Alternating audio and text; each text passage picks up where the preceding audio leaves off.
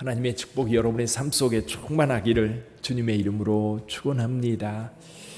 어제 원일이가 담낭염 수술을 했습니다. 어제 5시부터 수술을 했는데 한 8시쯤 수술이 끝났다고 그래요. 그래서 온전한 회복을 위해서 여러분 계속 기도해 주시기를 바랍니다. 오늘 본문의 말씀은 예수님께서 이제 성전에서 나올 때에 제자들이 그 성전의 화려함을 보고 감탄을 합니다. 이 성전은 제3의 성전이라고 말하기도 하고 헤롯 성전이라고도 말합니다. 솔로몬이 성전을 처음 지었을 때에 굉장히 화려하고 아름다웠습니다. 근데 이 성전이 파괴되고 수룹바벨 성전이라고 하는 두 번째 성전을 지었을 때에는 이 솔로몬 성전의 4분의 1 정도 아주 자그마하게 지어졌었습니다. 근데 헤롯이라고 하는 사람이, 헤롯은 원래 이두메 사람이거든요. 이두메는 유대인들과 에돔 사람들 그 사이에 살면서 이 혼혈족입니다. 유대인과 에돔 사람들. 그래서 이두메 출신이다 보니까 이 혈통적으로 유대인들에게 늘 무시를 당했던 겁니다. 그래서 왕이 되었지만 그런 컴플렉스가 있어서 어떻게 하면 이것을 극복할 수 있을까? 그래서 유대인들의 환심을 사기 위해서 여러 가지 건축을 하는데 그 중에 한 가지가 이 성전을 다시 건축했던 겁니다. 근데 이 성전이 너무너무 화려하고 멋지게 지어졌던 거지요. 이 갈릴리 시골에 살던 이 제자들이 그 모습을 보면서 감탄을 하니까 예수님께서 한마디 하십니다. 너희가 이 모든 것을 보지 못하느냐? 내가 진실로 너희에게 이르노니 돌 하나도 돌 위에 남지 아니하고 다 무너뜨려지리라. 돌 하나 위에도 돌 하나도 남지 않고 다 무너지리라. 실은 이제 예수님께서 이 사역을 하시고 한 40년 뒤쯤에 예루살렘 성이 다 무너집니다. 성전이 있는 곳에 사방에 축대를 쌓고 그 위에 성전을 지었는데 이 축대를 쌓을 때에 이 헤롯이요, 이 신분에 따라서 이 구역을 나누었다고 합니다. 신분에 따라 귀족들, 왕족들, 또 평민들, 노예들. 근데 노예들이 쌓았던 곳이 서쪽 벽인데 그 서쪽 벽은 지금도 남아 있습니다. 그래서 통곡의 벽이라고 그러죠. 근데 이제 통곡의 벽이 있고 동쪽 그 위 언덕 그 위에는 이제 지금은 회교 사원이 자리를 잡고 있지요. 근데 예수님께서 이렇게 돌 하나도 돌 위에 남지 않고 다 무너뜨려지리라, 이 말씀에 제자들의 귀에 꽂혔어요. 그래서 예수님과 제자들이 감람산에 올라가서 예루살렘 성전을 바로 내려다보면서 오늘 이 말씀을 합니다. 그래서 이 말씀을 감람산 강화다, 감람산 설교다, 그렇게 별명을 붙였습니다. 여기 24장의 내용을. 근데 예수님께서 이제 돌 하나도 돌 위에 남지 않고 다 무너뜨려지리라 라는 말씀에 대하여 제자들이 묻습니다. 이런 일이 언제 일어날까요? 주의 임함은 언제이며 그리고 세상 끝에는 무슨 징조가 있을까요? 그러면서 오늘 본문의 말씀이 쭉 주어지는데요. 자, 저와 여러분들, 사람이 동물들과 다른 것 중에 한 가지가 뭐냐면 죽음을 생각하고 산다는 겁니다. 늘 끝을 생각하고 사는 거예요. 끝. 여러분 군대에 가도 제대할 때를 생각하고 또 학교에 입학하면 졸업할 때를 생각하는 거고, 취직해서 이 직장에 들어가면 또 직장을 나올 때를 생각하는 거예요. 그럼 인생이 시작되었습니다. 그리고 살다 보면 우리가 이제 이 인생을 마칠 그 끝이 있다는 거예요. 그 끝을 늘 염두에 두고 사는데 이 끝은 우리 사람들에게 굉장한 두려움을 줍니다. 내 인생이 끝난다고 하는 것, 내 인생이 사라진다고 하는 것, 그런 것에 대한 불안과 두려움들이 있어요.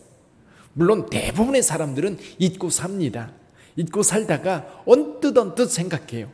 누군가 가까이 있는 사람이 운명을 하면 그 죽음 앞에서 나도 저렇게 되겠지, 그러면서 다시 생각하게 되고요. 또 어떤 사고가 나거나 또 요즘처럼 코로나 바이러스가 유행할 때에도 질병에 걸리면 죽음의 위험이 닥친다고 생각하면 갑자기 불안해지고 두렵고 떨립니다. 그렇다면 우리 그리스도인들은 이 종말에 대해서 어떻게 생각하고 살아야 될까? 제가 늘 여러분들에게 말씀드리지만 종말은 두 가지로 생각해야 됩니다. 하나는 뭐냐면 오늘 본문의 말씀에서 말씀하고 있는 것처럼 주의 재림의 때 이루어질 일. 또 한 가지는요, 저와 여러분들이 각자 가는 겁니다. 그것도 비슷해요. 아주 흡사해요. 왜냐하면 주의 재림의 때에 이루어지는 일들, 그때 환란이 이 땅에 가득 채워집니다. 그리고 나서 예수 그리스도의 재림과 함께 믿는 자들이 공중으로 끌어올려서 그 중에서 그 위에서 주님을 영접하게 될 거예요. 근데 그 사건, 예수께서 재림하셔서 온 세계에 있는 주를 믿는 주의 백성들을 불러 모을 때까지 이 땅에는 큰 환란들이 이루어지는 것. 마지막에 이루어질 일, 그 사건 이전에 징조들이 있거든요. 징조들. 그 징조들이 있을 때에 징조를 깨닫고 하나님 앞에 무릎 꿇고 기도하면서 주님의 오심을 기다리는 자에게는 복이 있는 줄 믿습니다. 징조가 있는데도요, 깨닫지 못하는 자들은요, 불행한 자들이고요, 미련한 자들입니다. 개인의 종말도 마찬가지입니다. 저는 그래서 제 인생에 제가 살아있는 동안 주님이 오셨으면 좋겠어요. 그런데요, 제가 주님이 오시기 전에 먼저 불려갈 수도 있어요. 제가 먼저 갈 수도 있어요.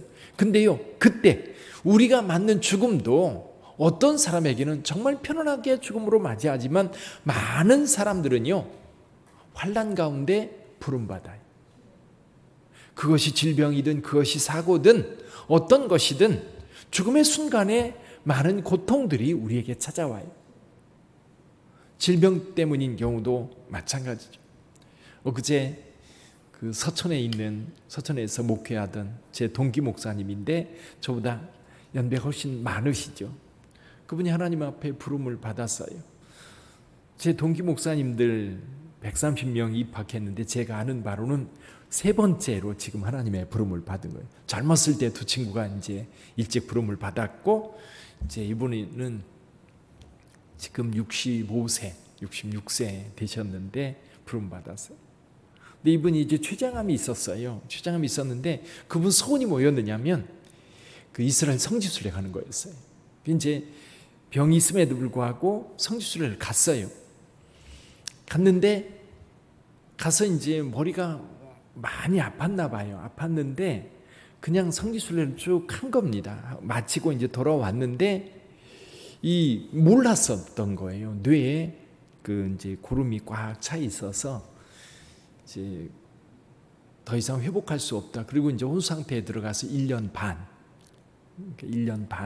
있다가 엊그제 하나님의 부름을 받았는데, 그분 얘기를 들으면서도 느끼는 게 뭐냐면 죽음의 때, 하나님의 부름 받을 때 편안하게 부름 받는 거는요, 복 중에 복인 줄 믿습니다. 근데 대부분 오늘 본문의 말씀처럼 이 마지막 종말의 때에는 늘 이런 환난들이 있어요. 그럼 그럴 때 우리는 어떻게 해야 될 것인가? 그래서 첫째는요, 징조를 볼 수 있어야 돼요. 기도하는 자들에게는 징조가 있는 줄 믿습니다. 징조를 볼 줄 아는 거예요. 봄이 되면 어렸을 때 그런 생각이 나요. 봄을 느낄 때 어떻게 느껴요? 물론 싹이 나고 꽃이 피면서 느끼는데, 어렸을 때 교과서에서 배운 게 있어요. 아지랭이라고 하는 것이 있죠. 아지랭이. 날이 이제 추운 땅에 햇빛이 따뜻하게 비치면 아지랭이가 피어오르는 모습을 보면서 아, 봄이 왔구나. 어른들은 그걸 보는데요, 아이들은 그게 뭔지 잘 모르는 거예요. 시대라고 하는 것은 어떤 변화가 있을 때는요, 늘 징조가 있어요. 우리나라 IMF 상황이 터질 때에도 징조가 있었는데 그 징조를 무시했다가 크게 당한 거예요. 그 징조를 미리 경고했던 사람들이 있었습니다. 그런데요, 정부에서 그걸 무시하고 있다가 갑자기 이제 그 부도나기 시작하면서 국가부도까지 나게 되는 거예요. 사실 이 코로나 바이러스 같은 상황도 여러분 여러 차례 이 경고가 있었어요. 그런데도 불구하고 이런 일이 있을 때에 갑자기 생겨나면 준비된 사람들에게는 쉽게 이것이 해결이 돼요. 대만은 이렇게 했다고 그래요. 중국의 우한에 이상한 바이러스가 만들어졌다라고 할 때에 중국을 믿지 못해가지고 대만에서는요, 우한에 의사들을 파견했던 거예요. 그러고 나서 중국 사람 딱 막았어요. 대만은 코로나 바이러스에 대한 얘기가 전혀 없잖아요.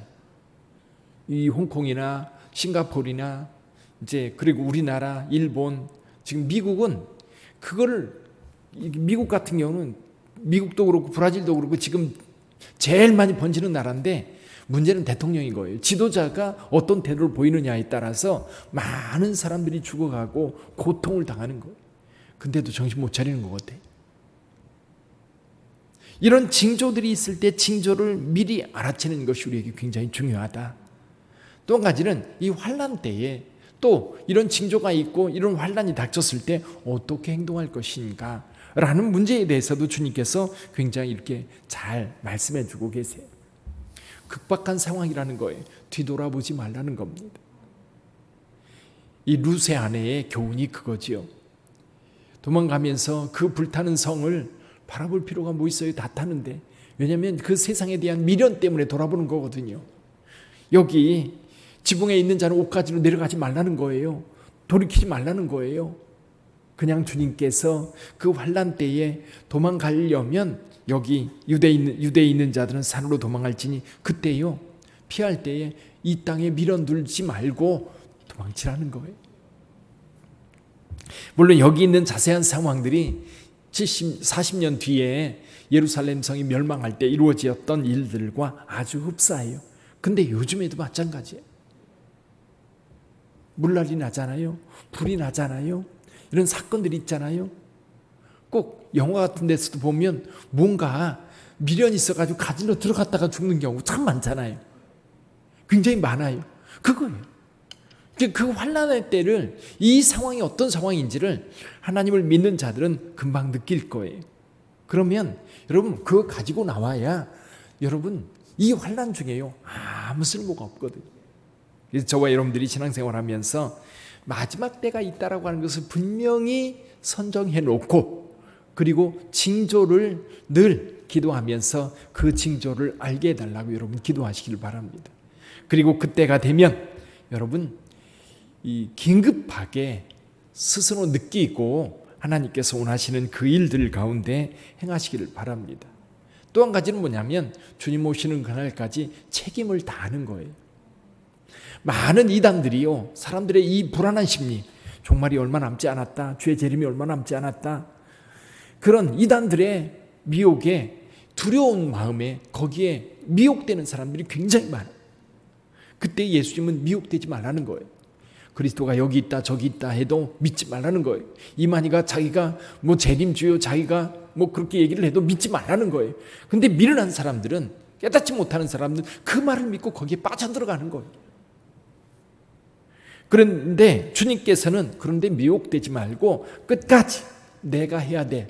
마지막 환난이 닥쳐서 더 이상 이 일을 할 수 없을 때까지 뭐해요? 사명 다하는 거예요. 주님께서 맡겨준 일 다 잘 감당하는 거예요. 그런 자에게 칭찬이 있는 줄 믿습니다. 그래서 여러분 오늘 본문의 말씀처럼 여기 마지막에 비유로 말씀하고 있는 종의 비유 여러분 기억하시길 바랍니다. 주인이 언제 올지 아무도 몰라요. 그러나 지혜 있는 종은 주인이 맡겨준 그 책임을 끝까지 다하는 거예요. 근데 미련한 종들은 어떻게 해요? 주인이 언제 올지 모르니까 먹고 마시자 멋대로 행동하다가 갑자기 주인이 들이닥치면 이 미련한 종은 쫓김 받을 수밖에 없고, 칭찬받는 종은 이 가정의 모든 일을 맡김 받는 그런 일을 경험하게 되는 거예요. 그 은혜가 여러분에게 있기를 주님의 이름으로 축원합니다. 주님 오시는 그날까지 끝까지 우리의 사명을 잘 감당해서 칭찬받는 저와 여러분들 되기를 바랍니다. 기도하겠습니다.